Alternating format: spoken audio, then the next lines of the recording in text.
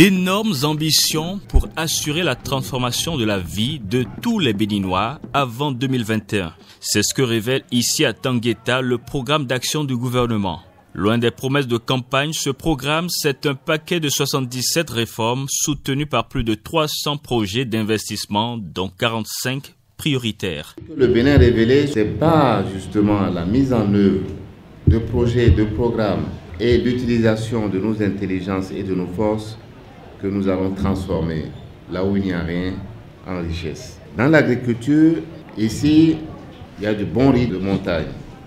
On produit du maïs et on produit de l'anacarde. Ce que nous voulons dans ces filières-là, c'est faire exactement ce que nous avons réussi dans le coton et améliorer la transformation.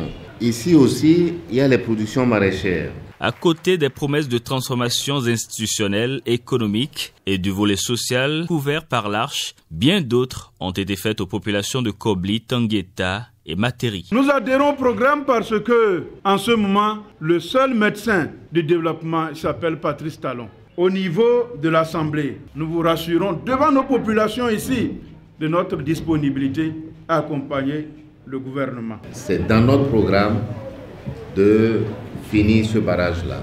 Le programme des semences est un programme très important. Je peux vous assurer que dans quelques semaines, ils vont être payés. Le ministre d'État a noté au cours des échanges les autres préoccupations exprimées par les populations de la Pendjari. Nous sommes producteurs de coton depuis des dizaines d'années, mais jamais on a eu à bénéficier d'une usine.